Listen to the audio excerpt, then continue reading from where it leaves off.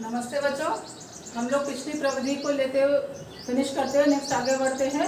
अब हमारी आती है निरीक्षण प्रविधि। ठीक है, इसमें थोड़ा सा डाउट आ जाता है बच्चों में, छात्रों में, या जो भी कुछ कह लो, कि निरीक्षण और उससे जुड़ा वर्ड एक होता है, एक शब्द होता है अवलोकन। ठीक है, अब निरीक्षण, इसकी अगर इंग्लिश आप देखेंगे बुक्स में, मैक्सिमम बुक्स में ऑब्जर्वेशन वर्ड दिया रहता है। अवलोकन, ऑब्जर्वेशन, समझ रहे हैं बात को? समझना कि निरीक्षण ऑब्जर्वेशन, अवलोकन ऑब्जर्वेशन, पर्यवेक्षण इंस्पेक्शन। तो अच्छा बताइए, निरीक्षण मतलब भी बहुत हद तक इंस्पेक्शन होता है, पर्यवेक्षण सुपरविजन। ध्यान दीजिएगा, ये बारीकियां हैं जो शब्दों में शब्द को पकड़ती हैं। निरीक्षण, अवलोकन, पर्यवेक्षण। निरीक्षण, पर्यवेक्षण, अवलोकन। अवलोकन हमारा ऑब्जर्वेशन, निरीक्षण हमारा इंस्पेक्शन, पर्यवेक्षण हमारा सुपरविजन। जिस प्रकार से इंग्लिश में मैंने 3 वर्ड्स के 3 आपको बताए, उसी प्रकार से जब इनका अर्थ निकलता है तो उसमें भी माइनर डिफरेंस रहता है।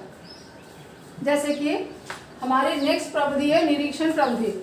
तो अब इसके लिए बुक्स में इसको दे रखा है ऑब्जर्वेशन टेक्निक। ऑब्जर्वेशन मीन्स क्या होता है? ऑब्जर्व करना। जैसे आपने बहुत कुछ देखा होगा, कभी मैक्सिमम देखा होगा इन बातों को, कि ज़रा ऑब्जर्व करते रहना, ये लोग बैठे हैं इनको ऑब्जर्व करते रहना, फिर मैं आपसे पूछूंगा। जैसे टीचर कभी कभी बाहर गया तो एक स्टूडेंट को पूरा लुक आफ्टर करने के लिए क्लास को दे जाता है कि हम जा रहे हैं, आप ऑब्जर्व करते रहिएगा कि कहीं कोई शैतानी तो नहीं कर रहा है। तो ऑब्जर्वेशन, बात को समझिए, ऑब्जर्वेशन, वो ऑब्जर्व कर रहा है। अब इसी को अगर कहेंगे कि निरीक्षण करने आए हैं, ऑब्जर्वेशन, आप ऑब्जर्वेशन करेंगे बच्चों का, और किसी भी समय हम निरीक्षण पर आ सकते हैं, हम निरीक्षण करने आएंगे। अब निरीक्षण करने आएंगे तो उस समय का माहौल अच्छा होना चाहिए।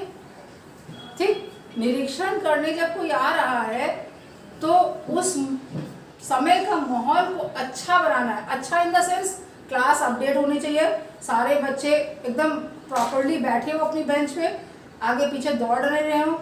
अगर कोई टीचर पढ़ा रहा है या कोई वर्क दे के गया तो सारे बच्चे अपना काम प्रॉपर्ली बैठ के कर रहे हैं, अननेसेसरी शोर नहीं हो रहा है। तो ये सारी चीज मेंटेन करना किसका काम हो रहा है? जिसको ऑब्जर्वेशन के लिए वर्क दे रखा है। और वो ऑब्जर्वेशन के लिए वर्क कर क्यों रहा है? क्योंकि निरीक्षण के बाद कही गई कि हम निरीक्षण पर आएंगे। तो एक दूसरे से लिंक होने के कारण ये शब्द जो है एक दूसरे पर डिपेंड है। ठीक, तो उसी के लिए टेक्निक हमारी नेक्स्ट है निरीक्षण टेक्निक, निरीक्षण प्रविधि।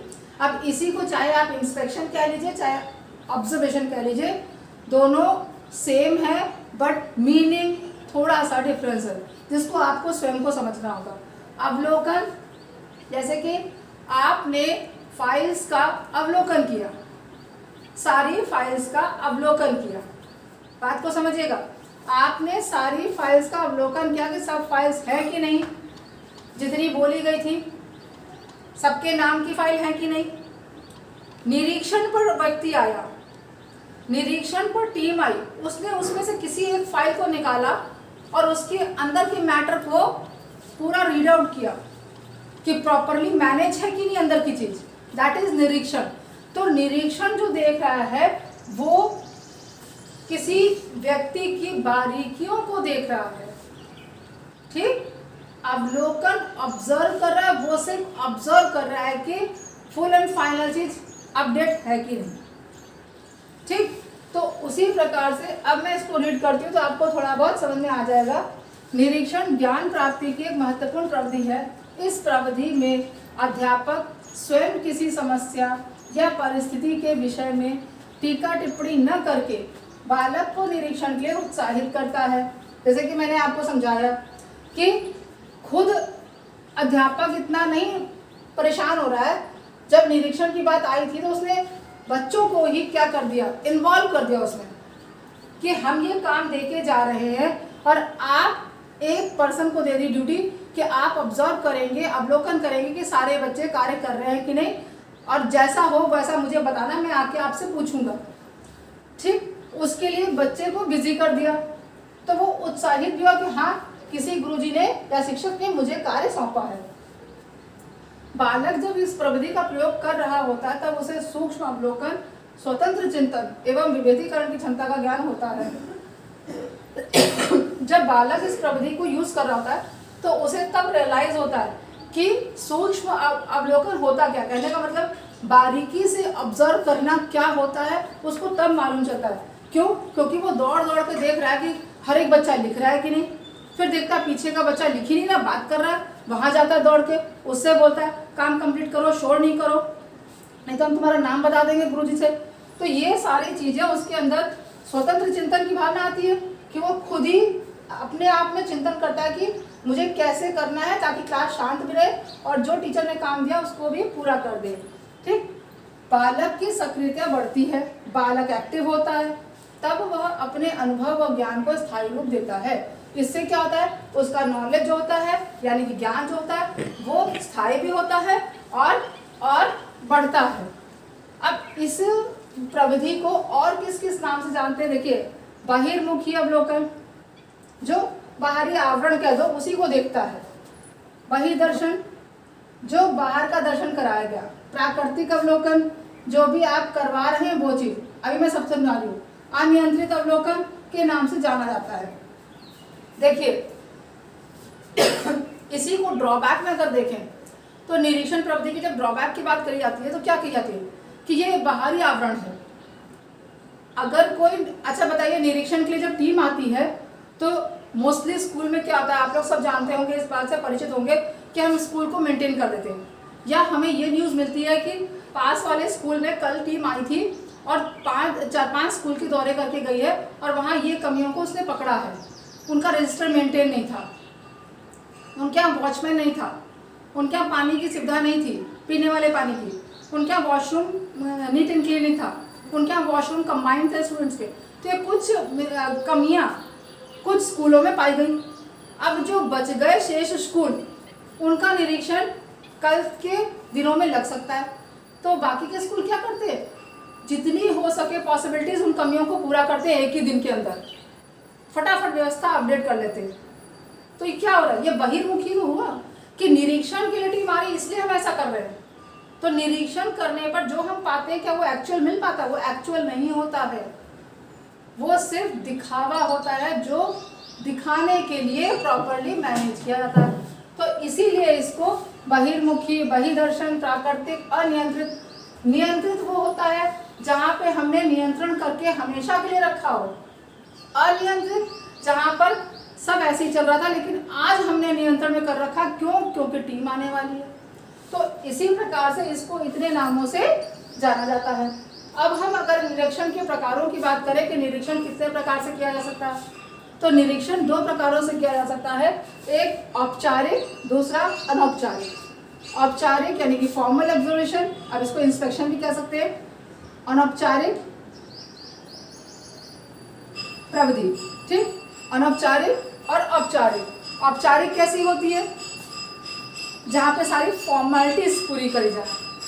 फॉर्मल जैसे ऑब्जर्वेशन कि निरीक्षण टीम आई है और निरीक्षण टीम आई है तो वो, तो औपचारिक, अनौपचारिक। औपचारिक क्या होता है, जैसे प्रकार हम बोलते हैं, औपचारिक होता है जैसे फॉर्मल वे में, जहाँ पर सब चीज़ पता होती है। ठीक है, आपको मतलब बच्चों को भी पता है कि हमारा निरीक्षण होगा, ठीक, और आपको भी पता है कि निरीक्षण टीम आएगी। तो आप उस प्रकार से व्यवस्थित रूप में काम कर रहे हैं कि भाई अपने विषय को रोज तो आप ऐसे ही पढ़ाते थे किसी विधि से, लेकिन आज आप विधिवत पढ़ा रहे हैं।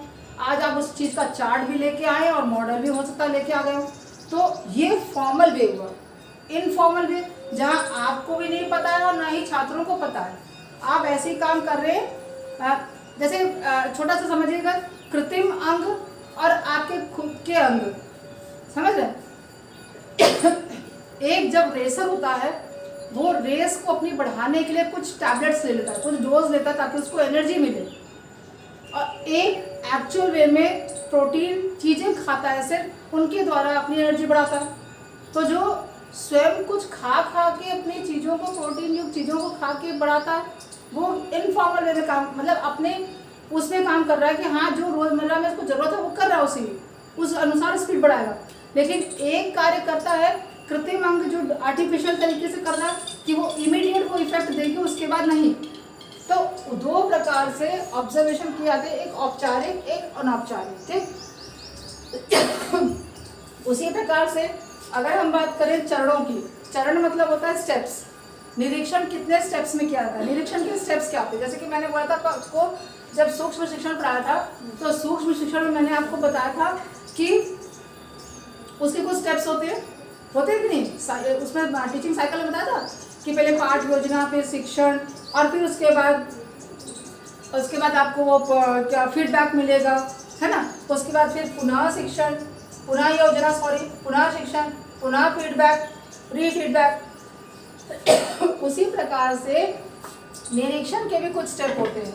तो जैसे कि आप जो निरीक्षण करने टीम आ रही है क्या करेगी, उसका निर्धारण करना कि किस बात का निरीक्षण करना है, ध्यान केंद्रित करना, ऐसा कार्य करेंगे आप कि जिसके कारण आप सबका ध्यान अपनी तरफ केंद्रित कर सके, या जो कार्य करवाना है उस कार्य की तरफ ध्यान केंद्रित कर सके, और जो कार्य आपने करवाया है, जो भी चीजें आपने कराई है उसको लेखबद्धता करना बहुत जरूरी होता है।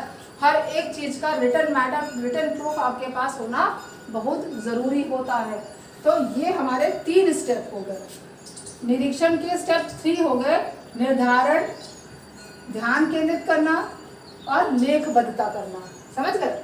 ये 3। लेखबद्धता मतलब कोई चीज रिटन नोट में रखना, डायरी में अपनी हर चीज को नोट करके मेंटेन करके रखना। अब अगर हम इसके गुणों की बात करते हैं, वस्तुनिष्ठ तथा वैज्ञानिक, ये है विधि।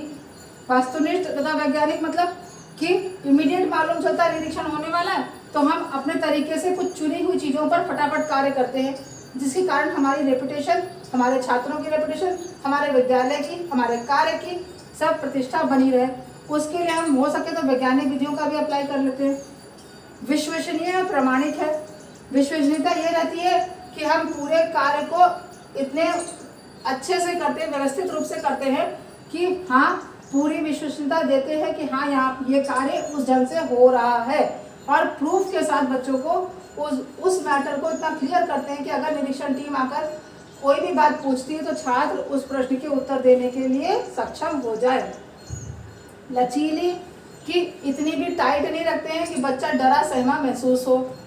व्यक्ति तथा समूह का व्यवहार, और हम लोग ये मेंटेन कर निरीक्षण में ये देखते हैं कि व्यक्ति और समूह का व्यवहार कैसा है। जैसे निरीक्षण जब आते हैं ऑब्जर्वेशन के लिए तो ये सारी बातें ऑब्जर्व करते हैं कि समूह का व्यवहार कैसा है। अचानक में प्रश्न पूछा गया तो क्या हाल है, खूब हंसाया बच्चों को, उसके बाद प्रश्न पूछा गया तब बच्चों का क्या हाल है। ऐसा तो नहीं कि पहले रटाया गया प्रश्न थे और जब हमने बच्चों का दिमाग इधर उधर डाइवर्ट कर दिया और फिर जब प्रश्न पूछा तो बच्चा उत्तर नहीं दे पाया। तो इस तरीके से पर्सनल बच्चों के व्यवहार, समूह में व्यवहार, सारी चीज को देखा जाता है। प्रयोगात्मक प्रवृत्ति के स्थान कि इसमें क्या होता है, जब निरीक्षण टीम आती है तो कुछ दिन बच्चों को 4-5 दिन क्या होता है प्रयोगात्मक वे में पढ़ाया जाता है, प्रैक्टिकल मेथड में पढ़ाया जाता है, ताकि बच्चा अच्छे समझ पाएगा तो उसका उत्तर देने के लिए सक्षम रहेगा। शैक्षिक स्थितियों में लाभदायक, और निरीक्षण बीच बीच में होते रहता है जब विद्यालयों में, तो उससे क्या होता है शैक्षिक कार्यों में जो है वो उसके लिए लाभप्रद भी रहता है और फायदेमंद रहता है। कि शैक्षिक स्थितियों में अगर निरीक्षण ना हो मान लो तो क्या होगा, जो हमारी कार्यशैली, जो शिक्षा की जो भी बात है वो उतना ढंग से नहीं बन पाएगी। और जब बीच बीच में निरीक्षण बना रहता है तो कार्य सुचारू रूप से चलता है और बहुत ही सिस्टमैटिक वे में चलता है। तो निरीक्षण प्रविधि का मतलब यही होता है। निरीक्षण टेक्निक मैंने डाउट थोड़ा सा क्लियर किया कि आपको मैक्सिमम बुक में इसको ऑब्जर्वेशन के नाम से भी मिलेगा। अवलोकन मतलब भी ऑब्जर्वेशन होता है, लेकिन क्लियर करने वाली बात है कि इंस्पेक्शन, सुपरविजन, ऑब्जर्वेशन, ठीक है, ये मैटर क्लियर करने वाले होते हैं बट लेंदी जाते हैं। इंस्पेक्शन, सुपरविजन, ऑब्जर्वेशन, ध्यान दीजिए तीनों में डिफरेंस है, बट यहाँ पे निरीक्षण के लिए ऑब्जर्वेशन डाल रखा गया, तो इसमें थोड़ा सा आप लोग कंफ्यूज मत होइएगा। तो निरीक्षण का मतलब है ज्ञान प्राप्त करना, और इसीलिए इसको बहिर्मुखी, बहिर्दर्शन, प्राकृतिक और अनियंत्रित अवलोकन के लिए बताया गया। ठीक है, अब इसी के साथ आगे आती है हमारी उदाहरण प्रविधि। इसके अगले अगर हम चले तो उदाहरण प्रविधि आती है। उदाहरण प्रविधि शॉर्ट है, मैं ऐसे ही बता दे रही हूँ आपको कि उदाहरण प्रविधि क्या होती है। अब देखिए, उदाहरण प्रविधि होती है कि हम उदाहरणों के द्वारा समझाते हैं, ठीक है। जैसे कोई चीज़ है, बच्चों को नहीं समझ में आ रही तो हम क्या करते हैं, कई उदाहरण देते हैं उसके। अच्छा ऐसा है, अच्छा वैसा है। जैसे मान लीजिए आपको बल समझाना है, आपने बल किसी बात से समझाया, कुछ छात्रों को नहीं समझ में आया तो आपने उससे भी आसान कोई उदाहरण दिया। फिर मान लीजिए 3-4 दिन बाद आपने पूछा तो कुछ बच्चे बता पाए, कुछ तब भी नहीं बता पाए, आपने फिर उससे भी आसान उदाहरण दिया।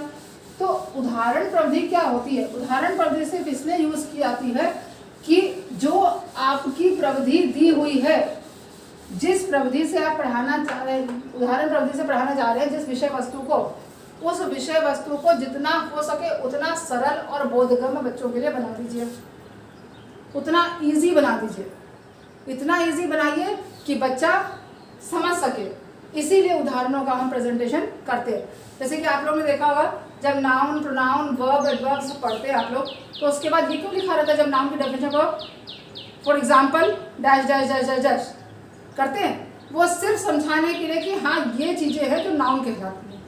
इसलिए तो क्या था, तो उदाहरण इसीलिए बताया जाता है कि जो आपने आगे पढ़ा उस चीज़ को कितना इजी वे में बता पाए, उतने इजी के तरीके से हमने वो प्रविधि बता देते हैं। तो वो उदाहरण प्रविधि होती है जो कहीं पर भी कभी भी यूज़ किया, किसी भी विषय वस्तु को जो आपको लगे थोड़ी सी कठिन हो रही है और आप उसके उदाहरण प्रस्तुत कर सकते हैं, आपने उदाहरण मेंटेन किया, फटाक से बना लिया। लेकिन उदाहरणों का प्रस्तुतिकरण भी समय पर और जगह पर होना चाहिए, उसके लिए भी नियम या नियोजन प्लानिंग करना बहुत ज़रूरी होता है। तो ये हमारी उदाहरण प्रविधि शॉर्ट में मैंने बताई है, ज़्यादा आती नहीं क्योंकि ये निरीक्षण प्रविधि को क्लियर कर दिया मैंने। अब बने रहिए, लाइक शेयर एंड सब्सक्राइब ज़रूर करिए, बाकी अगले वीडियो में आएंगे। थैंक्स।